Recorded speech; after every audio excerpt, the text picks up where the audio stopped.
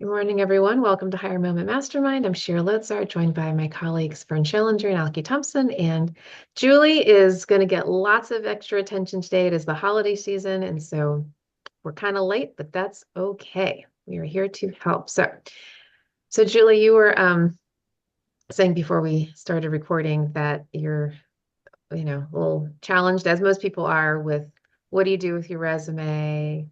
You get all kinds of conflicting advice and all that. So the three of us have lots to share about that stuff. But do you want to give us a little more color around even just what you're looking for, kind of role, and then also what your challenges have been with the whole resume process? Okay. Can I ask you a question? Why is it being recorded? Oh, this is a public service. So we've been recording this since August of 2020. And it's so that other people who cannot join us today would be able to go back and listen to all the advice, because there are a Uh, lot of people who can't. So if you would prefer not to share intimate stuff, that's fine. But this is something we've been doing for the last 4.5 years so that people can benefit from the collective advice that we give. Mm. And our guess would be that a lot of your confusion questions are very Are similar to are all very of the similar. questions Exactly. Yeah. that we've gotten for, Mhm. for a long time. Yeah. So, So if you prefer not to share your personal story, that's totally fine. We can, if you want to ask a generic question, we'll give you an answer that would apply to not just you, but could apply to anyone. That's kind of why we do this as an open forum so that everyone can benefit.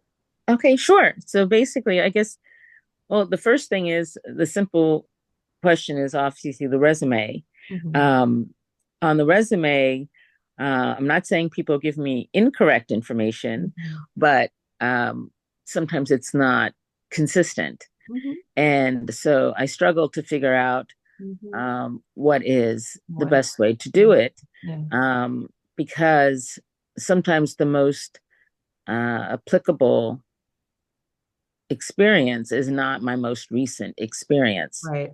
That's right. So then I push it up to the first page, Mhm. and so the stuff on the second page, I mean, you can find it. It is there, but I guess I have to link it somehow. I mean, what I did now is I put them under categories Mhm. of um, like like process improvement Mhm. or whatever the other ones, oversight, different. And then I had the examples underneath, Mhm. and that was under my selected accomplishments. So you could find it by category. And then I did do some explanation under each position. Mhm. I don't know if that's the best way to do it.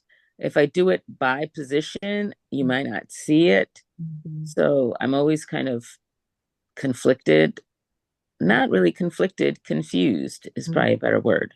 You're not mm. alone. This is again, it's an art and a science to this whole thing. There's no one way to do it.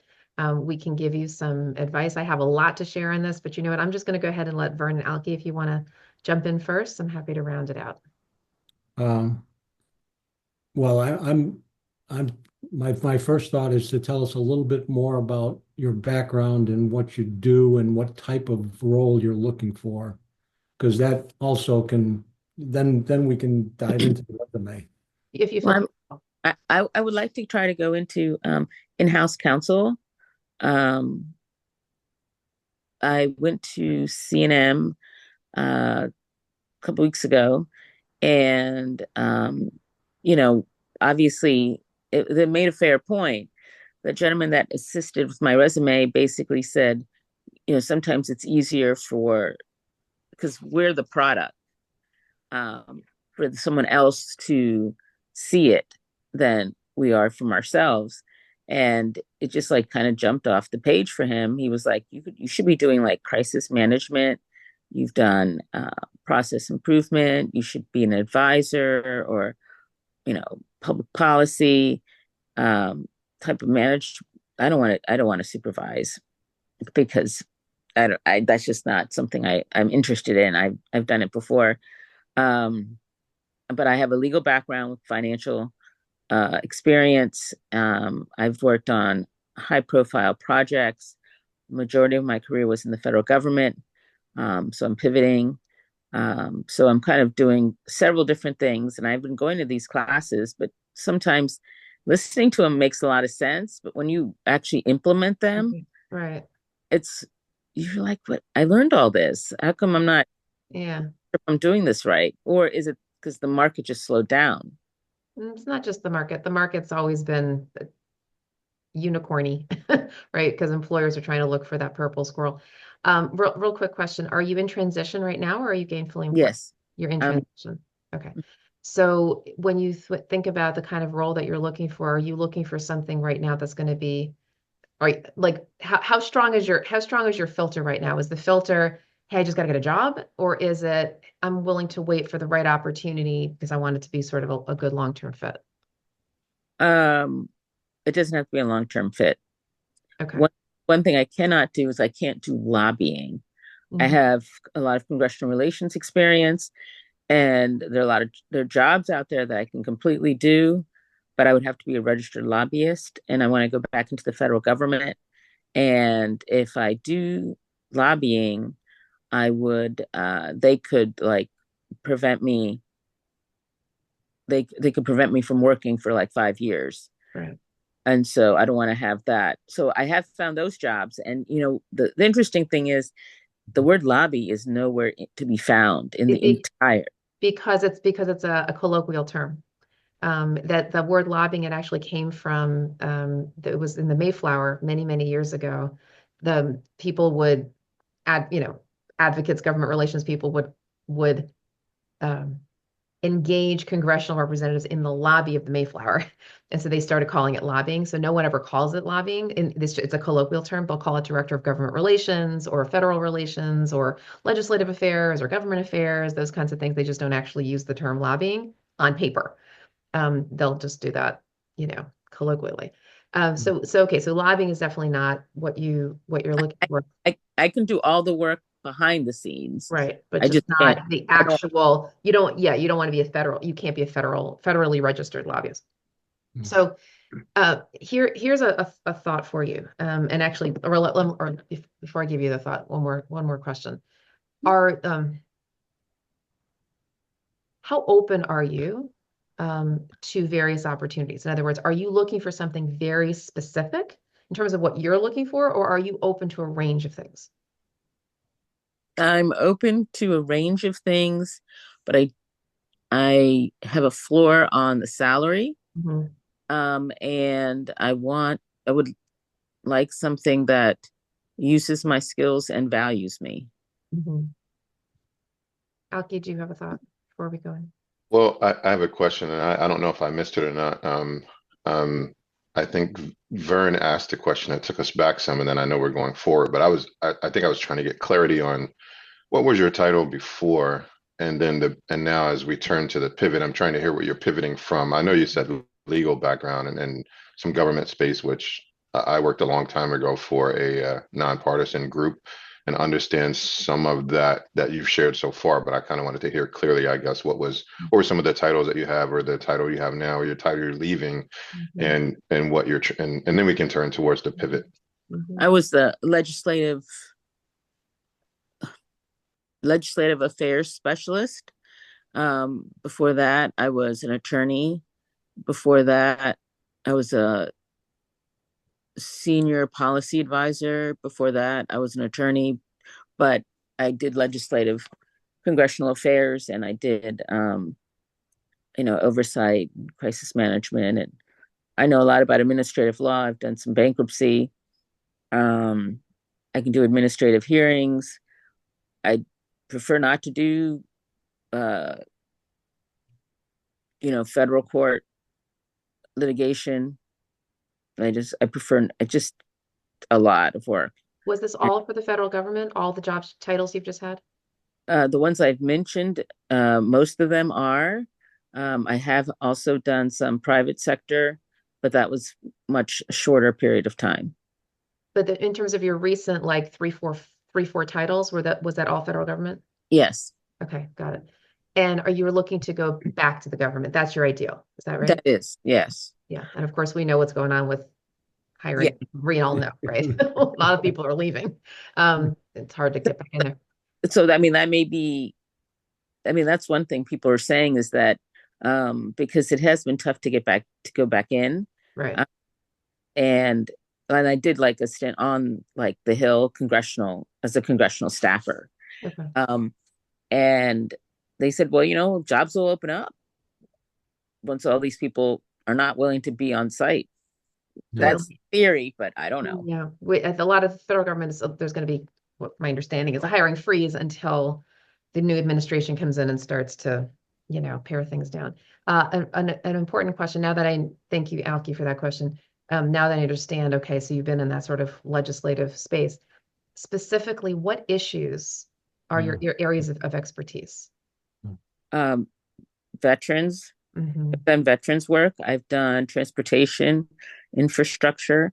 I've also, let's see, some STEM. Believe it or not, I worked on self-driving vehicles in the past. I've also done, and it wasn't because I was working for a particular company. It was because I was a Hill staffer. That I think, Right, because you're a generalist there. But in terms of your deep dive expertise, would you say it's veterans and transportation? yes, and oversight. Okay, so one of the quick, so here we go. Okay, here's sort of the bouncing. In general, and we say this on this call all the time, that employers are risk averse.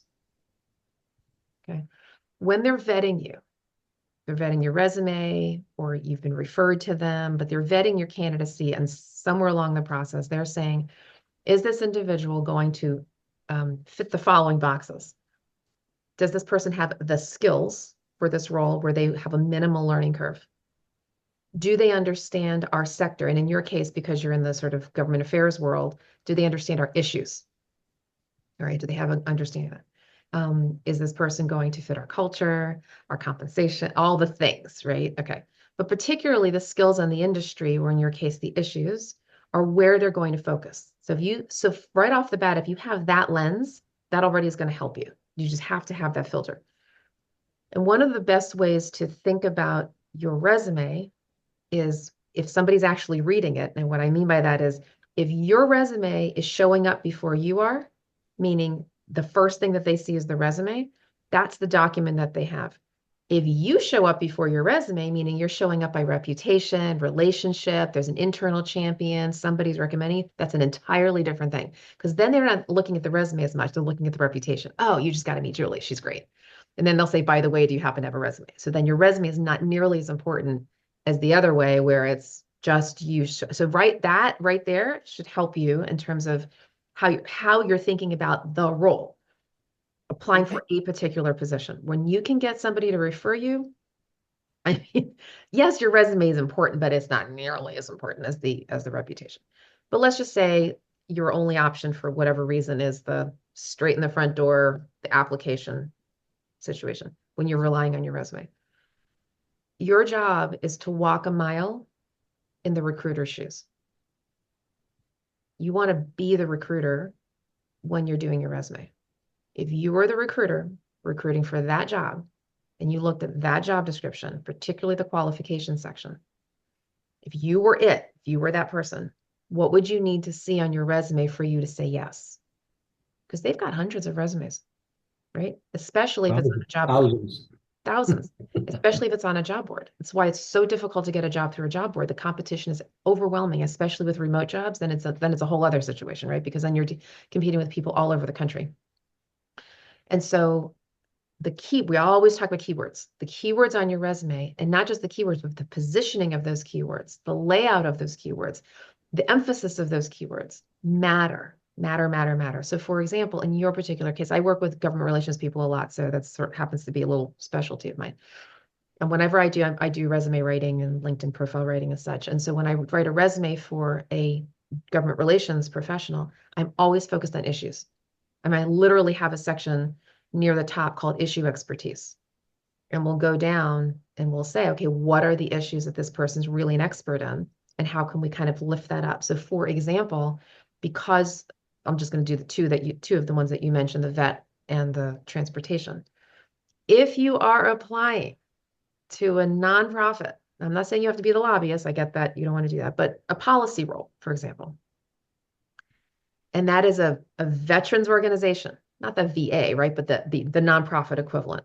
Or to pick any one of the trade associations, for example, that are in the transportation space. There's a lot of them, okay?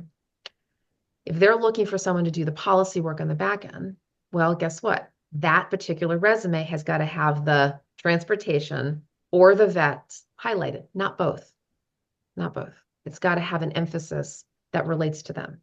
That recruiter needs to feel that you're part of the family, that you're a long lost first cousin, right? And so if you use that as the lens, then all of a sudden everything changes. Then you have a resume, for example, for that transportation association that says in your career headline, right under your name, right? Transportation Government Affairs Professional. Oh, and then right underneath that, some particular issues that you specialize in. And then underneath that, more specifics around the issue expertise. So for example, I could actually show you as we keep talking, I can pull up a sample resume that I've done that'll show you what I'm talking about. Where you have, can you give me like two different sub issues in transportation that you are strong in? Well, I guess I would have to say, uh,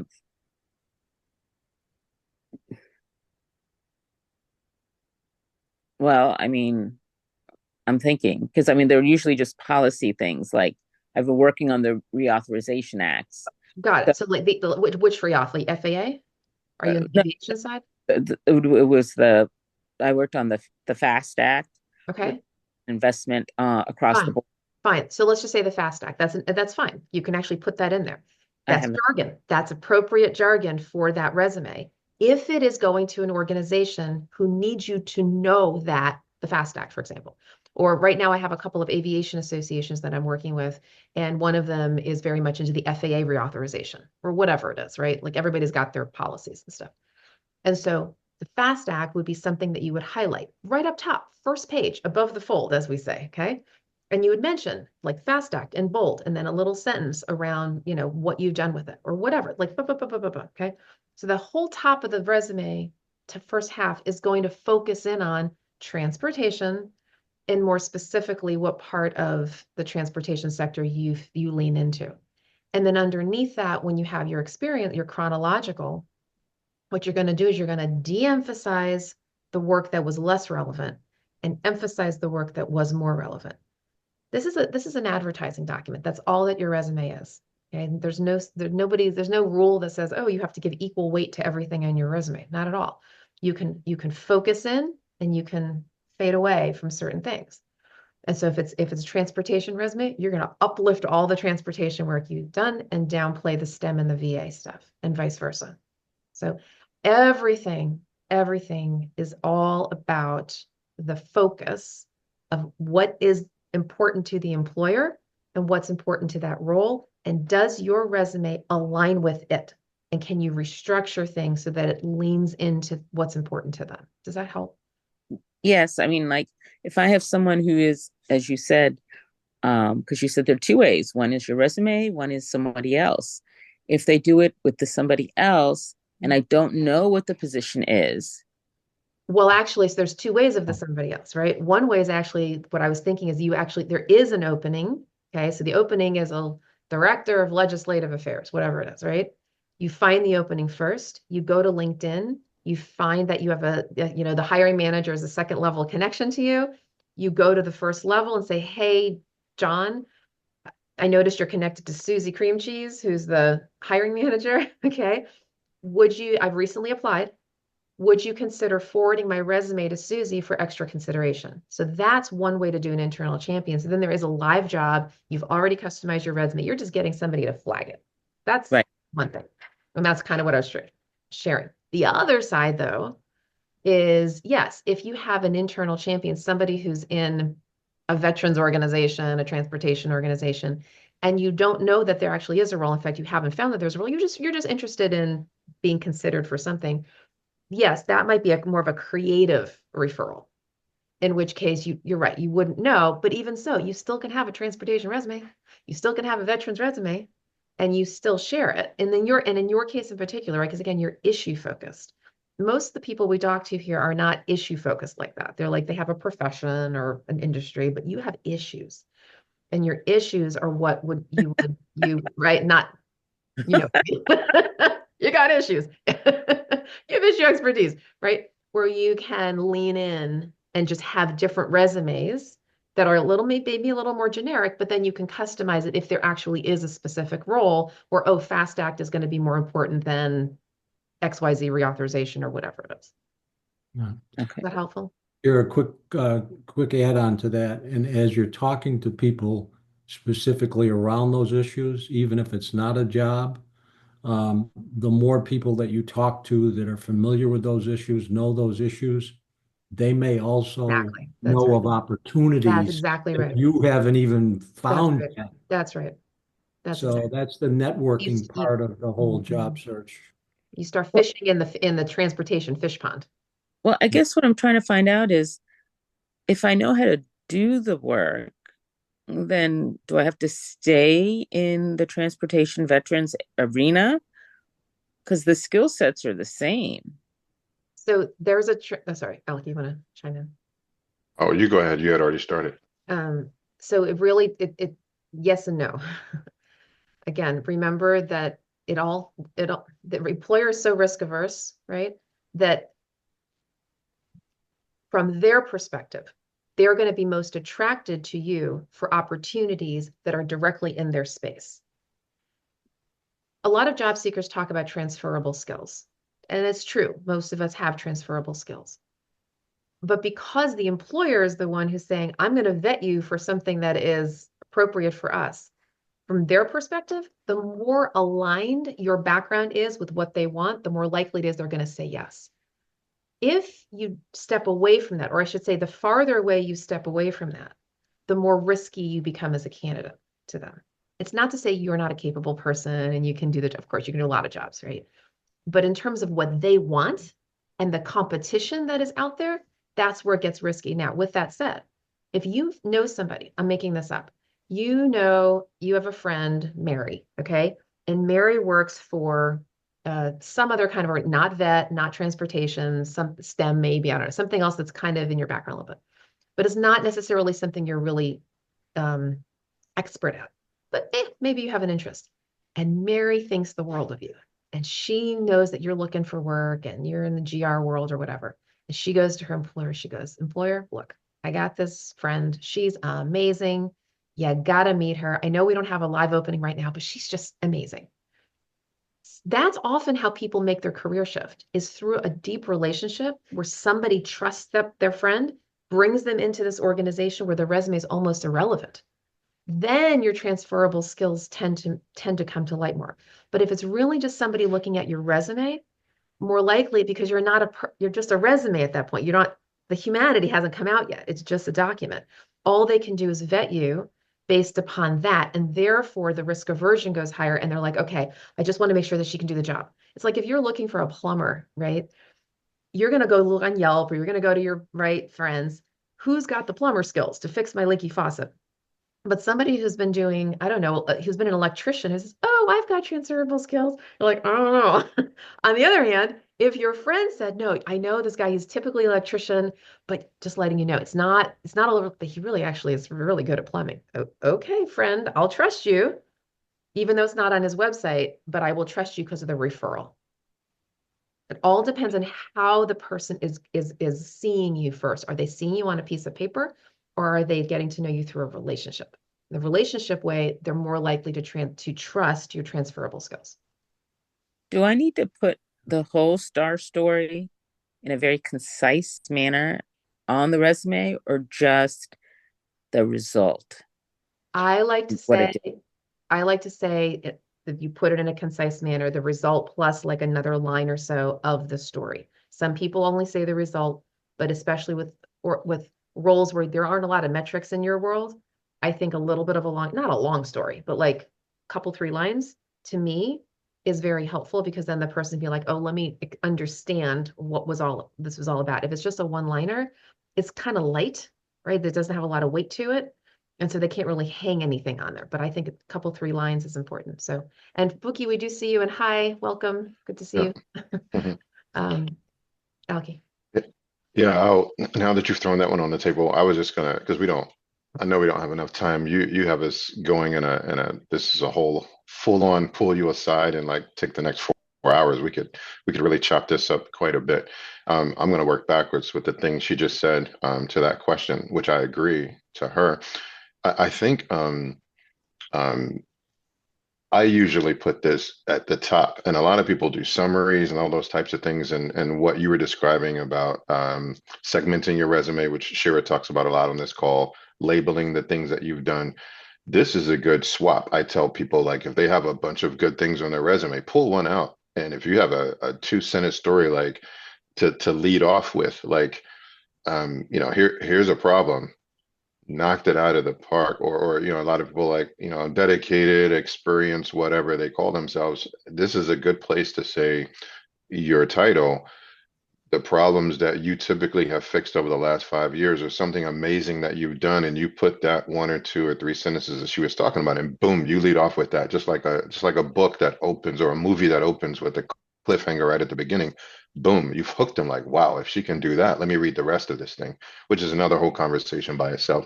But you open this up by talking about which resume format is best, and I was just going to say that, number one, there's a billion different ways to do it.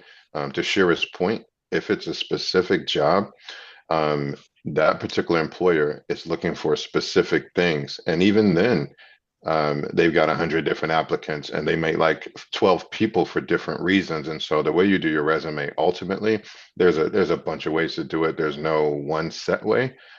Yet the way that we preach on this call, highlighting, labeling, being extremely and ridiculously specific, if it's for a specific role, that's what we preach on this call. On the other hand, to Shira's point, if you are just kind of an open book, but you're in one specific area, you can generalize yourself, but I wouldn't use that resume for certain roles. It just depends. But if you just want to have a generalized resume and you're like, yep, I could probably do 3 different roles that all fit in the same box, and then you hit on certain specifics in your resume, you could go that route. But what Shira talked about first, labeling and highlighting and being extremely specific, if it's for a specific role, that's what we preach on this call, because it tends to have more success. Because lastly, if you're looking for a home and a property, and you have a real estate agent, you tell them, yep, I want a white picket fence, not blue, not red, not green. I want 3 bathrooms upstairs, 2 downstairs. That's what employers are looking for. And I wouldn't present a blue picket fence right off the bat to somebody who told me they want a white picket fence. That's not what they're looking for. And a lot of candidates get that mixed up. They think, they'll go for my experience. No, you have to be extremely specific. That's a So really share one more thing, and then Buki, we have totally see your hand. Thank you for being very patient. I want to show you one sample here of what I'm talking about with the issue expertise. This is a GR resume I did for someone. She actually happened to be in the international world. This is what I And was going to suggest, sure. yeah, Actually, show the show format. that, yeah. So this is one way to do it. And first of all, notice here up top, I put the agencies that the person was involved with, because that, for, or at least for GR people, oftentimes that is helpful. But it's right here. It's this issue expertise right down here. Okay. So if you can do something like that, if it said Fast Act or whatever, you could specifically, very quickly highlight what you've done with that issue. So you make the whole top of the resume focus specifically on agencies and specifically on issues, if that's appropriate for you, or specific policies that you've worked on. Does that make sense? yes. Okay. Yeah. And And sure, that's also creatively kind of nicely formatted, right? So that it kind of pops. But I think the thing is, I've learned, because of the whole lobbying thing, I would probably, I'm trying to shift into like in-house counsel to a company or to a bank, because I do have a finance degree and I've done financial transactions. I think that's really where I need to go. And after you answer uh, the person whose hand is raised, how to really deep dive into that. I will tell you already that's going to be challenging, simply because your background has been government, and banking is a whole other sector. So so there's a sectoral thing here as much as there is a skill thing. So I'm not saying it's impossible, but it would take a lot of intention to do that and probably take a lot of networking. But we can certainly address that for you. Okay. Buki, hi, good morning. Hi, good morning, everyone. Uh, so in listening to Julie, I wasn't going to ask any questions. I was just going to listen in. But I've been on this job search thing for a while, and I have found that employers are not really trusting of hiring someone new if they don't have a longevity of experience in a specific area that they're recruiting for. So what I mean by that is throughout my career, I've had diverse experience, positions, and job titles. And I've been trying to make sense of how that can transition into my next role. So a few years ago, when I moved to Maryland, I wanted to work in HR. So I secured a position in learning and development, and I was the first person in L&D. I actually came into that organization to create the first L&D department, implemented a new LMS. And then after that, I wanted to continue L&D, but I couldn't find any positions. And change management came about, and I moved into change management. But in that role, I wasn't really the go Oh, Buki, we lost you. to Bu- Bu- exams, Bu- into the Buki, new software, and Buki, while also learning. Buki, we actually lost you there for about 10 seconds. Can you hear me? Now we can. So can you go back to the statement around when you got into change management, what the story was? Okay. Yeah, so I left that organization well when I was working in L&D, and I was looking for a new job, and I found change management because I had interest in it, and then a recruiting agency reached out about an opening, and I felt like it would be a good fit. So I moved into that with Ascension, but the team I worked with was technology enablement, and I was the go-to person who would create the training materials, workshops, facilitate trainings, communication plans, and all those things. Um, and then after that contract ended, I was looking for a new role, but it just seemed as though I can't really find a way to merge all these skills and experiences that I've acquired into a next role. Like I'm just trying to figure out what to do. I've had to switch gears a lot of times. I was aiming for change management roles, but interview after interview, they would say, okay, we went with someone with more skills and experience and all, how they say it, which I'm like, okay, maybe that's not the right fit. And then I moved back into L&D. But then with L&D, I'm not really excited about facilitating and leading training. I'm okay with creating the content and having someone else take the lead because I'm just a more introverted person, so I'd rather not do that. But then with that as well, they need more years of experience. So now I'm like, oh God, what do you want me to do? So I've switched gears a lot of times and I'm just now thinking, okay, Right. what's next? Like, how can I package myself well enough for my next role, and what is that next role, with all my skills? What is the title? What is the industry? What is the field? I've always worked in healthcare, so I'm comfortable with that, but I'm also open to anything else. So I just really want to know, how do I transition again? I feel like I'm always transitioning and repackaging myself, but I'll stop there. Buki, are you connected to the Association for Talent Development? ATD? I follow them on LinkedIn, but I'm not a member at this time. That would be Well, a great thing for you to do. to do. Get I would local suggest chapter. you go to one of the chapter meetings in DC. You're gonna be with a whole bunch of L&D people, and you start to meet them and talk to them, and and more than likely some, maybe many, will ask you a little bit about your background, what you're looking for, and in those exchanges, they may just give you some ideas, some thoughts, some direction, and I'm sure you'd get some really helpful information in terms of your direction going forward. Okay, thank you for that. So the caveat is that I'm no longer in the DMV area. I had to, I don't want to share too much information on the air, but I had to make a move back to uh, Minnesota with my family just based on job situation. Yeah. Okay. Well, So a lot of these there virtual. are ATD and ATT chapters all Yeah. over the country, so I'm Yeah. sure there's one in Minnesota. So Yeah, you could, but that too, but also a lot of this stuff is virtual, right? We're yeah, still virtual. I Hmm. mean, there's some in person, but a lot of virtual. So you can still, it's not as helpful, it's not as productive to go virtual, right? Because you can't do the call and a coffee chat kind of thing.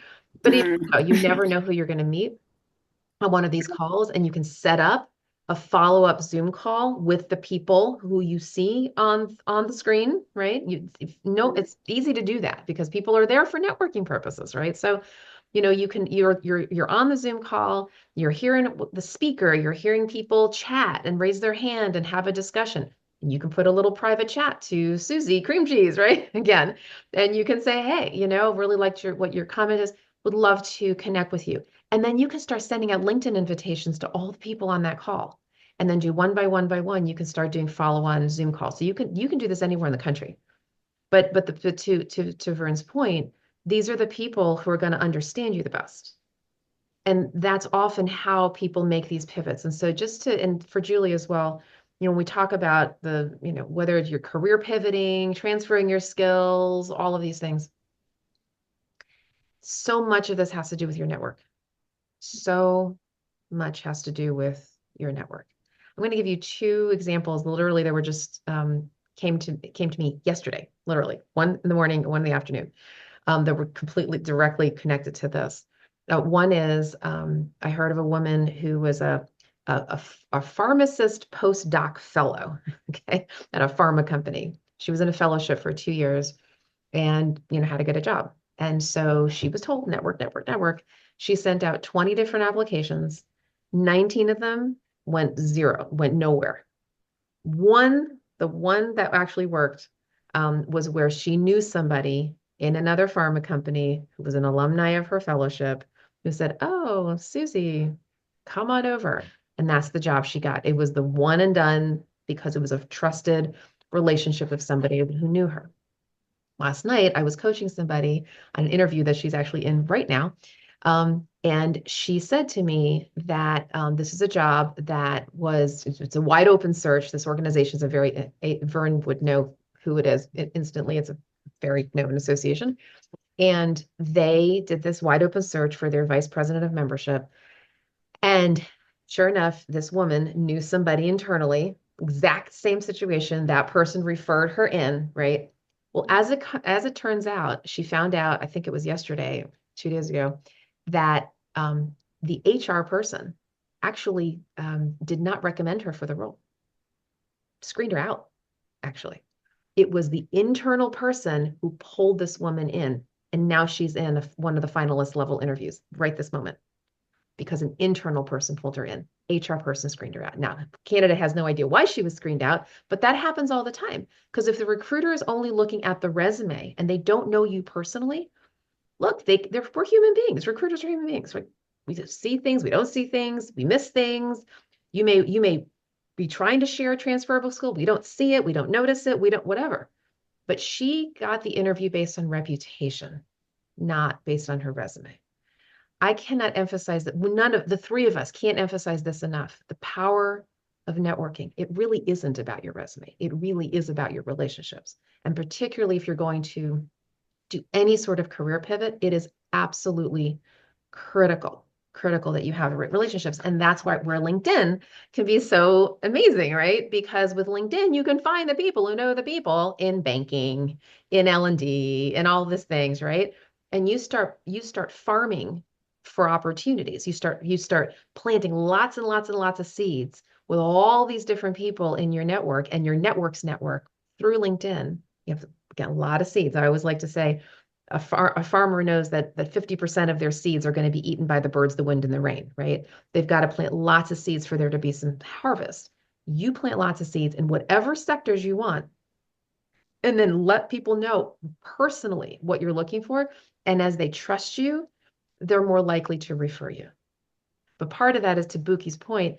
first you have to know where you're going. Now, yes, some of that could happen through relationship building. So, for example, L&D people, Buki could be supportive. But there's also just sitting down and really thinking about what do you want and why? What do you not want and why? Having that very, very focused conversation. So, Julie, you don't want to be a lobbyist for reasons you've shared. Okay, cool. Put that aside. But it's a matter of focusing on what you do want. And also, what do they need? Job search is always about your career goals and their business goals aligning. If you understand your career goals and what you want, but also keep in mind that an employer needs to be attracted to you, that's where the nice intersection is. It is a challenge. This is why I'm a career coach. Alki does some career coaching. So does Vern. This is part of why we do that part of our business, because we like to help people, right, figure that out, because all you can see is your side of it. Sometimes it's helpful to have somebody who sees the other side of it to help you make sense of where's the marriage. Yeah, that's why we do these things. Because it's an enigma wrapped, a puzzle wrapped in an enigma. Well, how do you reach out to, like, I've been reaching out to people on my network, but I mean, if I haven't been warm with my network until now. All depends. It all depends on the person, right? It's a person on the other side. Vern always talks about the dormant relationships. Vern, do you want to go into that? Sure, it's yeah, and I'll use Shira as an example. Shira and I first met probably in the early 2000s. And for there was probably, I moved away from DC, and there's probably 10, 15 years between the last time I saw Shira and someone on this call, who I was a career coach for, said, Vern, Shira is looking for another new co-host. I think you'd be great. I picked up the phone and called Shira, and here we are, and I've been on this call for 2 years. Uh, so if you had, and it really depends on the strength of the relationship you had with this person. Right. If 10 years ago, Doesn't you matter. and this person were best buds, you Yeah. knew them, you understood their character, you knew their interests, you knew their abilities, it's very easy to simply pick up the phone or send an email and say, hey, I was just, you popped into my head, and Mhm. I'm just wondering, how are you? How are you doing? And what's going on in your life? Mhm. And 99.9% of the time, you will get a positive response. Positive response. They'll say, And blast you'll from the past. Where have you been? ask for the Julie, what's been going past on for 10 years? Yeah, they'll be and happy. recognize that in those 10 years, they've learned new things. They have new networks. So you may just, connect with somebody, and they could be the person that helps you land a job. Mhm. So don't forget about those folks in your world that you once had this really Exactly right. positive relationship with. Dormant relationships are easily resurrectable if you had a good, positive relationship with them the last time that you connected. Yeah. That's it. It's simple. It could be 25 years. Honestly, I've had it happen. I'm sure if other Vern, Alki, you probably had that happen too. Like, oh my gosh, where have you been 25, right? And then all of a sudden it's a brand new relationship again. Yeah, don't worry about that. Now, if you don't know the person well, that's a different story, right? Because that's just the rules of relationship. People who know you, like you, and trust you are more likely to help you. If they don't know you as well, you just have to, kind of figure out a way relationally to get them to know you. And maybe it is through another party. Maybe you have a light relationship or just an acquaintance of somebody, but you have a deeper relationship with somebody who knows them. And you can find out in LinkedIn who that person is, and then maybe that person can reintroduce you. A lot of ways to do this, but relationship rules always apply to LinkedIn. Always. LinkedIn is just the search bar is just a database, just a bunch of people in there. You have different levels of relationship with different people and the people who know those people. And Right. it's your job to really think through, well, how do I know this person? What's my connection? It's a little bit of gymnastics, Yeah. relationship gymnastics, right? To do it well, but it's worth it because the three of us on this call, man, we have had so more incredible connections than you can count in our recruiting and our networking and our relationship and just more stories than you can think of just using LinkedIn to help reconnect us with certain people or connect us to people that we don't yet know. Yeah. Um, The ultimate power of a network is when you're not looking for a job and right. somebody in your network calls you That's and right. says, there's an opportunity that I think you would be great for. That's right. And when that happens, I mean, you know, you don't even have to go through this whole job search thing. Mhm, Right? mhm. It's almost automatic. You can make a move from one company to another because the person knows you well and they've obviously got some And Vern, influence. And they've worked you've with it. shared that story for yourself with Yeah, Angela, right? Do you yeah, want to share that story again? yeah. I worked for a woman in HR in the early 2000s, and 15 years later, What? she's maybe 10 years later, she's doing executive coaching with the American Bankers Association. And they say to her that we're looking for a new senior VP of HR. Senior VP is retiring. Do you know of anybody? And so she said, well, I know somebody who would be qualified. She said, I have no idea whether he'd be interested in this job, but she dropped my name. Within 24 hours, I got a call from the CFO or an email from the CFO asking me, are you interested in the job? Now, ultimately, I got the job. And so that can happen. The other key point about as you're building these relationships, and this is a foundational principle with contacts count. Remember, it's not a one-way street in all of this relationship building. So we talk about contacts count when you're having conversations, think about teaching and giving. So in that conversation, you're teaching someone about who you are and what you're all about, your character, your interest, your abilities. And those, it's not in one conversation, but over time, somebody gets to know you really well. Well, you need to be uh, cognizant of, I've got to learn those same things about this other person because if there's ways that I can help or give back to this other person, then I want to do that.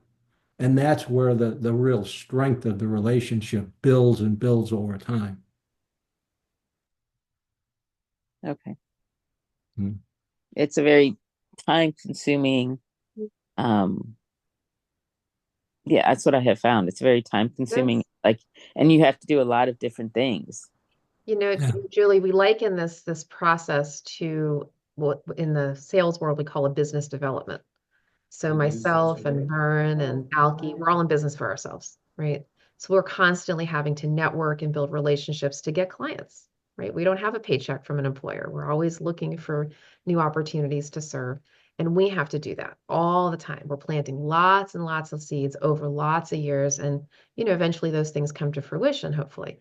In a job search, it's very similar. That does hopefully doesn't take you years, right? But it's similar in that it's relationship building. And it does take, if you're being proactive about it, it does take a lot of seed planting. But with that said, if you're connected to the right people, those people will be able to refer you. And so one of the things that I like to talk about is I call it the family tree of networking: twins, siblings, first cousins, and second cousins. Your twins professionally are the people who do what you do or the people who do what you want to do. These are the people who are most likely to hear about the opportunities that are not right for them, but could be right for you. So for example, as a recruiter, we're doing that all the time, constantly going out there. So for example, let's say I'm trying to fill a search for a director of marketing or something. What am I going to do as a recruiter? I'm going to go and I'm going to reach out to directors of marketing because of the birds of a feather. I assume, rightly so, that marketing people know other marketing people. Okay. L&D people know other L&D people, same thing. And so if I'm reaching out to these people and Susie again, right, gets my email and says, oh, it's not right for me. Oh, you got to call my friend Julie. That means that you and Susie have to know each other. And Susie has to know that you're looking. But that's the best connection you can have is somebody who's naturally going to hear about the opportunities. They're not right for them, but could be right for you. And then like sibling, right? Same thing. They're like, okay, they're one step removed. They're kind of in your ether, not exactly, but they're close, and you see what, right? So when the reason why I give the family tree concept is it helps to narrow and focus your networking efforts. If you go after your twins and siblings and spend your time networking with those people, they are more likely to be able to refer you the right jobs, as opposed to spreading yourself wide and thinking that your next door neighbor and your whomever is going to help. It's more like, no, let me focus in. Same thing with me, Vern and Alki. When we do our networking, we network within the communities where we can best help. So for example, I focus in mostly on associations. Well, I'm deeply involved in the association world because those are my people. Those are the people who I can best help and where I can build a trusted circle of relationships. I'm not building relationships with in the commercial real estate world or government contracting, right? I'm focused in on the people where I can continue to build those relationships. And the same thing with you. If you are focused in on transportation or vets or whatever it is, or even banking, if you want to start shifting, your job is to go and find the twins and siblings in that world intentionally, really intentionally. So you start building a reputation with those folks. So then you become known to them as, oh, she's the girl who wants to transition. But again, I will share with you if getting a job is your goal here, the shortest path to that is going to be to leverage the skills that you already have. I mean, the ones that are obvious, like transportation, like vet, it's going to be easier to get a job because you're going to be less risky to those employers because you already know the issues that they are involved with. If that's more your goal is to like land employment. If it's a long-term play and you're willing to take the time to find, do the career changing thing, then you can take the time and go, it'll take some time, right? Probably to go build the relationships within banking and finance. So it's possible. It's just typically a longer term play. Okay. I appreciate that. Hey, Josh. Hello, hello. How you guys doing? Good. Sorry, I'm late. I had another call All right. that I'm actually in right now that it's done now, so I'm joining this. But so happy to be here. Yeah, Merry Christmas. Can we help you in some way? How are you doing? I'm doing good. I'm doing good. Yeah, I guess I do have a question that I can ask. So I have been sorry if it's really loud for you guys on your end. Yeah, so I guess I do have one question though.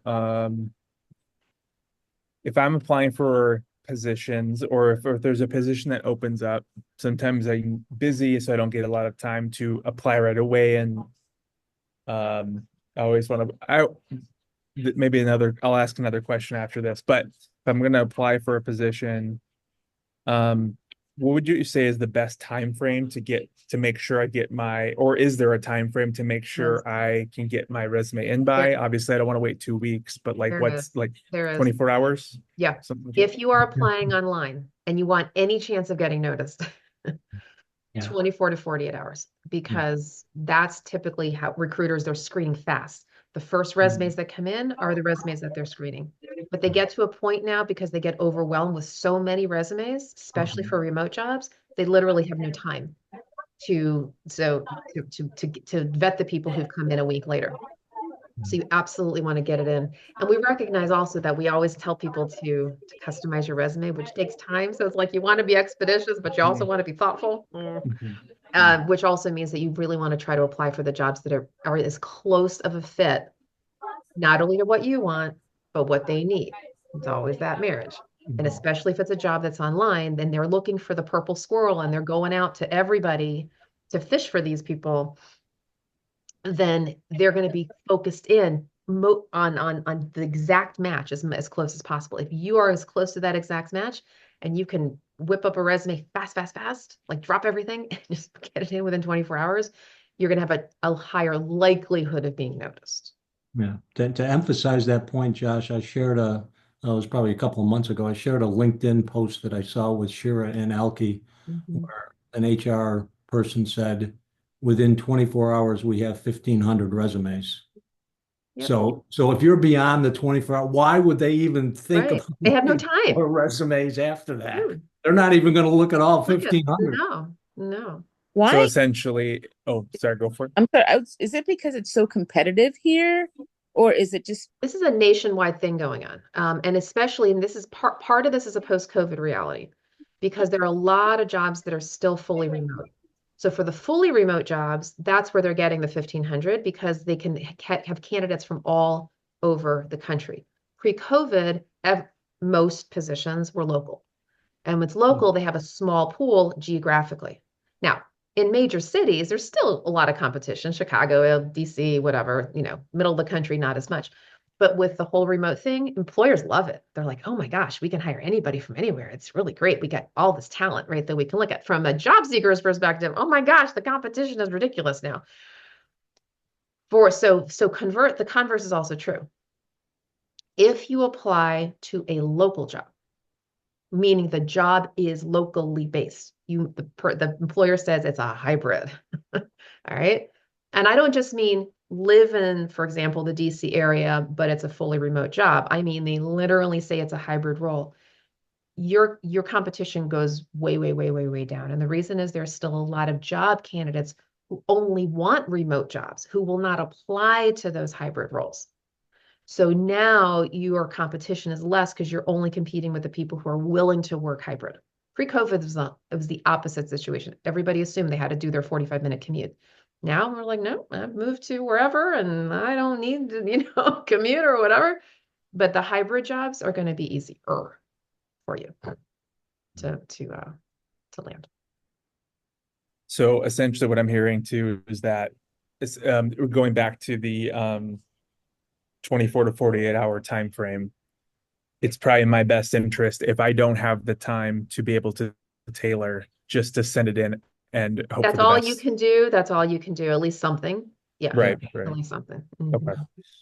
That makes sense. But even so, we still always recommend to find the internal champion, meaning you apply and then quickly you get on LinkedIn and you see, you pop in the name of the organization, right? And you see the employees that are there. If you have, obviously, if you have any first levels, that's amazing. But if you have any second levels and you can get your mutual first level connection to refer you in, again, apply first.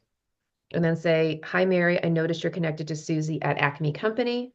I've recently applied. Would you consider forwarding my resume to the employer for extra consideration? That's the phrase you want to use, for extra consideration. And that way, that's a signal to that employer, hey, I want to airlift this resume out of the masses to consider you. That makes sense. Okay. That's a good phrase because you're not actually asking for a recommendation necessarily because your friend Mary may not have ever worked with you. But for extra considerations, like, hey, probably Susie has a lot of volume of candidates. Can you just give my resume a little extra notice? Yeah, that makes sense. Mm-hmm. Cool. All right. Any other questions before we wrap up? I can do one. I can make it quick, I guess. I applied to a nonprofit development director role. This is probably over a month ago now. I have heard anyways, I've been told this, that nonprofits seem to have a reputation of poor communication, or at least not doing well with job hiring stuff and keeping people in the loop. I mean, have you guys noticed that or anything? Because for me, long story short, applied, had a great interview, and then I never heard back. I've emailed 3 times as a follow-up, which I do with everybody regardless. And nothing. And they still have the job posted, but there's no yes, there's no no, there's no we'll get back to you after Christmas. There's no like, and I'm just curious if you've seen that with nonprofits, is that Not something that's normal? necessarily a nonprofit thing. It has, I think, more to do with what their hiring mechanism is on behind the scenes. If they don't have a dedicated recruiter, either an internal recruiter or a third-party recruiter, if they just have an HR generalist doing it, or if it's a small nonprofit and it's just the executive director, if it's just the executive director or maybe the hiring manager, that person is busier than a one-arm paper hanger and they don't have time to dedicate to recruiting, which means they're not going to have probably the mechanisms in place to manage the candidate relationship. So you're not the only one following up. 100 other people or 50 other people or whatever, and they just like, I can't. Every email takes time to respond to, right? And should they respond? Of course. Do they have the time to respond? Probably not. And so it's not that I don't think the nonprofit thing. Sometimes it's just the size of the organization where they just don't have the support that they need. Got it. And it's very small. Yeah, they're small operation. I mean, what would you recommend then within executive? It actually is the executive director that I interviewed. Look, I mean, you've already interviewed, and the fact is that if you've already interviewed, they know who you are. Should that just be something where guy.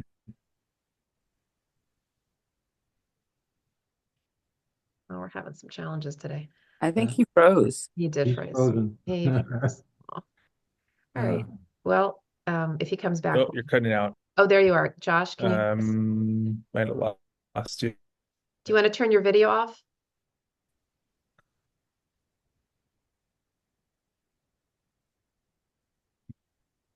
Okay. We'll So, get so I mean, like to what he was saying or what you were saying about if you have a friend who knows like the hiring manager, exactly. even though they don't work there, Yeah. they don't know your work, but they're your friend, they can still. Yeah. They can, and it depends on the circumstances. Like in this case, Josh is already interviewed. So Right. if you've already interviewed, they already know you now. You're somebody who is in their pipeline. If somebody knows your work and knows the hiring manager, in this case, the executive director, that person actually can serve as an impromptu reference to push your candidacy along. I will tell you, I'll just give you a very real example. And Buki, I see, we see your hand. I did I made a placement fairly recently for an executive vice president. No, not the EVP. Sorry, it was a different job. It was a VP of government relations. Anyway, in the course of that search, the person who ended up getting hired for the job, he was known in the same industry by my CEO. So the CEO knew this guy by reputation. And in the course of the interview process, was able to talk impromptu, was able to get some informal reference. I did formal references, but like informal references from people who were in the same sector. That actually helped advance his candidacy. Even though he did well in the interviews like a normal candidate, his reputation was surrounding him and actually helped to land him the role because he was a known quantity. So, Josh, if there's somebody who knows the executive director, who knows you and knows the executive director and wants to put in a quote, good word for you, that's that phrase, then you would actually have that person reach out to the ED and go, hey, I know Josh is under consideration, want to put in a good word, he's good people, blah, blah, blah. That can actually push things forward a little bit. I did a character reference with somebody who is in a similar Yeah. nonprofit, works alongside them. So Yeah, there you go. yeah. That can be very helpful. Or it's if you haven't gotten the interview yet, same thing, then the person becomes your internal champion and gets the ED to then hopefully interview you. Yeah, cool. Got it. Buki, and then we're going to wrap up. Thank you. I wanted to ask, is this still okay? You know, after an interview, it could be first or second stage, and they respond saying that they went with someone else. Is it still okay to ask for feedback? Because I do that. I see your face. Yeah. I do that, but then never You're respond. right. I've It never, is a free country. You can ask the question yeah. anytime So I'm you like, want. what's They are really, not going to tell you. what's the point anyway? People recommend it, and I do that, but I'm like, I know they're not gonna reply. And they're So not. you know, And the reason is there's one of two reasons. Either they don't want to hurt somebody's feelings, right? oh, Or they don't want litigation because that I've heard, but I'm like, yeah, it's Yeah. one of two things. And so they employers, again, they're risk averse.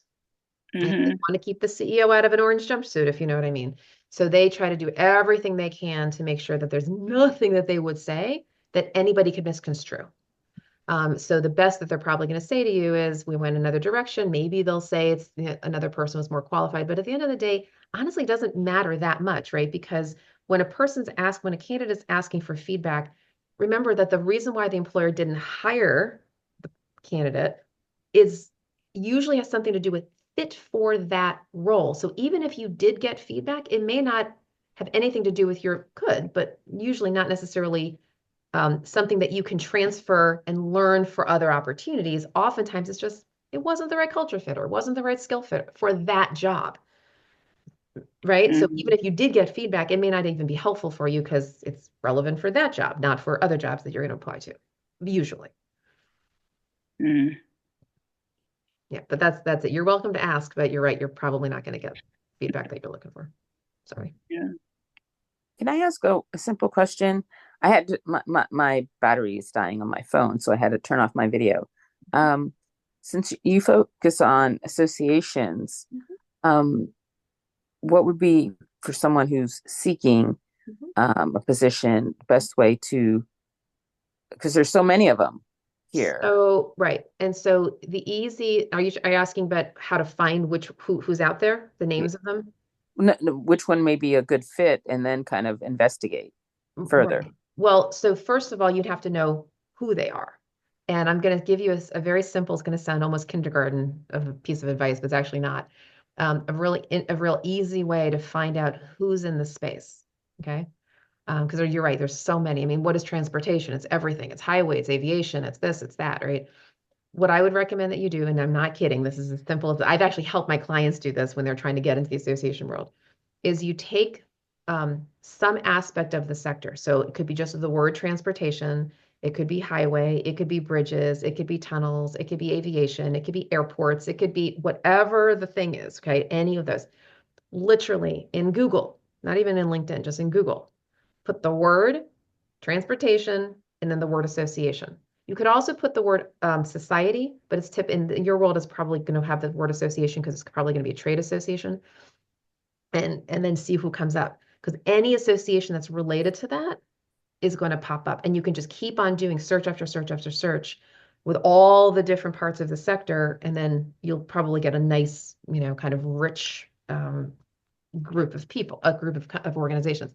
Then step two, go into LinkedIn and put name of association one by one in the search bar, hit enter, and you're going to see the people who work there.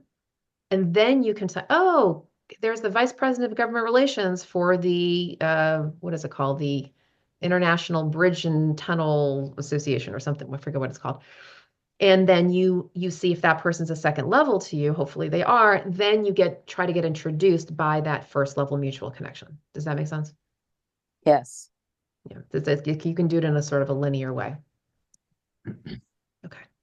All right, everyone. We're going to go ahead and formally wrap up the call here, and I'll stop the recording. But after the recording is stopped, for any of you who would like to stay on the call for a short prayer call, I do that for encouragement. Okay.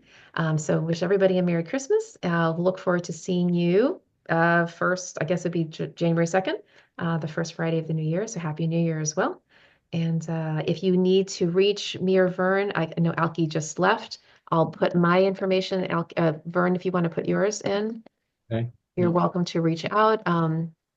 All three of us actually do, we'll do like a complimentary, like 20-30 minute call with you if you're interested. Always feel free to reach out to us on LinkedIn or connect with us on LinkedIn, and we are happy to help out. Okay, so I'll go ahead and stop the recording.